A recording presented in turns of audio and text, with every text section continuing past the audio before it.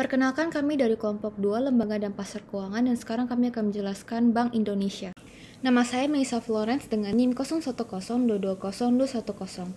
Dimulai dengan bagaimana Bank Indonesia didirikan pada tahun 1953 melalui UUD nomor 11 tahun 1953 menggantikan D. Javace Bank. Tugas utamanya adalah menjaga stabilitas moneter dan mendorong pembangunan ekonomi nasional. Pada tahun 1968, 3 tugas utama ditetapkan melalui UUD nomor 13 tahun 1968 mengatur sistem pembayaran, menjaga kestabilitas nilai rupiah, dan mengawasi bank-bank. Reformasi besar pada tahun 1999 melalui UUD nomor 23 tahun 1999 mengukuhkan BI sebagai Bank Sentral Independen. Revisi pada tahun 2004 memperkuat peran ini. Krisis keuangan global 2008 menunjukkan pentingnya peran BI dalam menjaga stabilitas ekonomi. Dan pada tahun 2020, pandemi COVID-19 memaksa BI mengambil langkah untuk mendukung pemulihan ekonomi, dan terakhir BI berinovasi dengan mengembangkan QRIS untuk mempermudah transaksi digital. Tujuan kebijakan moneter BI yaitu mengatur jumlah uang beredar dan suku bunga untuk mencapai stabilitas harga, pertumbuhan ekonomi, dan keseimbangan kerja. BI memiliki mandat ganda yaitu menjaga stabilitas nilai tukar dan sistem keuangan nasional. Instrumen utama kebijakan moneter termasuk operasi pasar terbuka, rasio cadangan wajib, fasilitas diskonto, dan juga instrumen makroprudensial. Misalnya tahun 2018, suku bunga acuan dinaikkan untuk mengatasi tekanan inflasi dan menjaga nilai tukar. Selama pandemi COVID-19 pada tahun 2020, suku bunga diturunkan untuk mendorong pertumbuhan ekonomi, dan pada tahun 2022, suku bunga kembali dinaikkan untuk mengendalikan inflasi. Perkenalkan, nama saya Christine Samuel Kambuaya dengan NIM 010112202222. Di sini saya akan menjelaskan mengenai suku bunga acuan Bank Indonesia. Suku bunga acuan Bank Indonesia yaitu BI 7 Days Reverse atau Repo Rate berperan untuk menstimulasi pertumbuhan ekonomi dan menjaga stabilitas keuangan. Proses penetapan suku bunga ini dilakukan dengan rapat Dewan Gubernur, mempertimbangkan inflasi dan kondisi ekonomi global.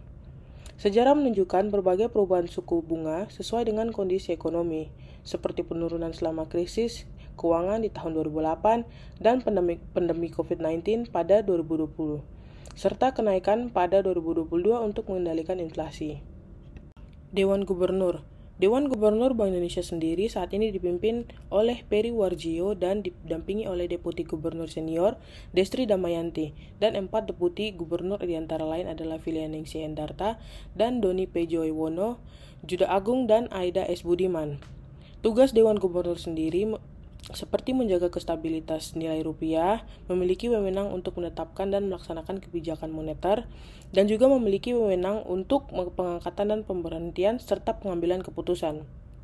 Deputi Gubernur sendiri memiliki bidang tugas masing-masing seperti Deputi Gubernur Senior, Deputi Gubernur bidang stabilitas moneter, Deputi Gubernur bidang sistem pembayaran, Deputi Gubernur bidang sistem pengawasan perbankan, dan Deputi Gubernur sistem bidang edukasi dan komunikasi.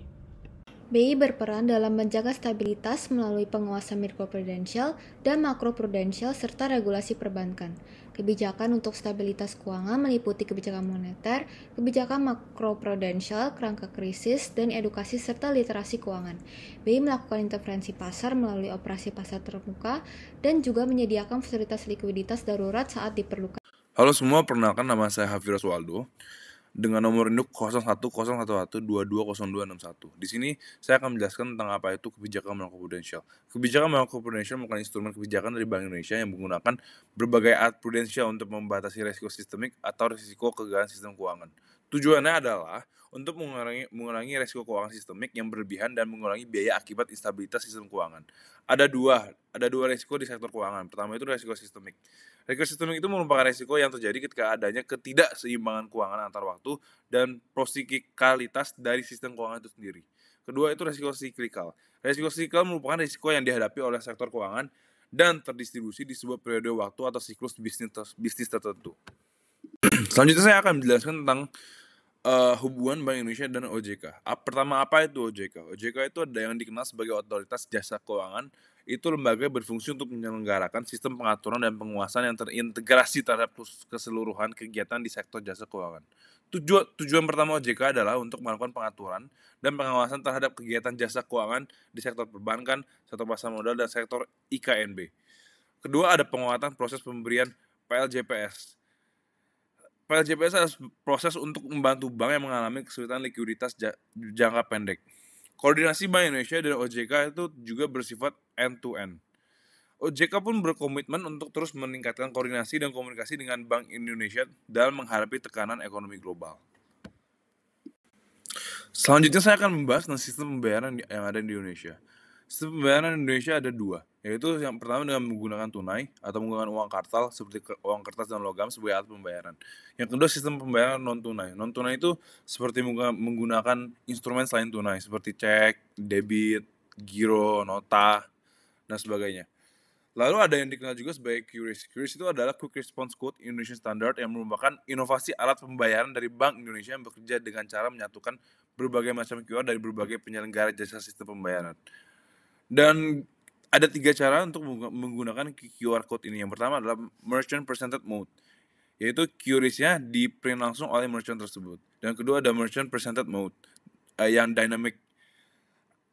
QRIS dikeluarkan melalui device seperti EDC dan harus memasukkan nominal dahulu. Yang ketiga ada Consumer Presented Mode. QRIS ini ditampilkan dari aplikasi pembayaran yang dimiliki oleh pelanggan tersebut. Sekarang saya Evan Yevani dengan NIM 010111220233 akan menjelaskan tentang keindependensian Bank Indonesia. BI baru resmi menjadi bank sentral yang independen seiring dikeluarkannya UU nomor 23 tahun 1999. Sebelumnya, BI tidak mempunyai kuasa penuh dalam menjalani fungsi-fungsinya. Nah, independensi yang dimaksud di sini adalah kebebasan BI dari campur tangan pemerintah maupun lembaga lainnya. Setelah itu, independensi BI ini bertujuan agar penentuan kebijakan moneter bisa dilakukan secara objektif tanpa campur tangan politik manapun. Nah, namun, independensi tersebut tetap harus dipertanggungjawabkan kepada lembaga negara lain dan masyarakat Indonesia. Selanjutnya, saya Caroline Cahyadi dengan NIM 0111220217 akan menjelaskan masa depan dan inovasi Bank Indonesia dimulai dari visi dan misi. Di mana visi Bank Indonesia adalah menjadi bank sentral digital terdepan dengan tata kelola kuat yang berkontribusi nyata terhadap perekonomian nasional dan terbaik di antara negara emerging markets untuk Indonesia maju. Selanjutnya, untuk misi BI diantaranya mencapai stabilitas nilai rupiah, memelihara stabilitas sistem pembayaran, turut menjaga stabilitas sistem keuangan, mendukung stabilitas makroekonomi dan pertumbuhan ekonomi, turut meningkatkan pendalaman pasar keuangan maupun inklusi ekonomi keuangan, serta mewujudkan bank sentral berbasis digital. Adapun rencana strategis jangka panjang BI adalah mendukung stabilitas ekonomi dan keuangan serta pertumbuhan berkelanjutan. Fokus utama mencakup penguatan kebijakan moneter, stabilitas nilai tukar, dan infrastruktur keuangan. BI juga mendorong inklusi keuangan melalui perluasan akses dan edukasi, serta transformasi digital dengan pengembangan sistem pembayaran dan regulasi inovatif. Kerjasama internasional, peningkatan kualitas sumber daya alam, dan riset ekonomi menjadi bagian integral dari rencana ini. Strategi ini bertujuan untuk meningkatkan kesejahteraan masyarakat dan posisi Indonesia di kancah global. Selanjutnya, inovasi teknologi dan digitalisasi. Di era digital, teknologi menjadi krusial bagi operasi dan strategi Bank Indonesia. Oleh karena itu, BI meningkatkan inklusi keuangan melalui digitalisasi layanan publik seperti BI Fast dan QRIS yang memudahkan transaksi digital di berbagai sektor. Aktif dalam kerjasama internasional, BI mengadopsi standar global untuk meningkatkan efisiensi sistem pembayaran.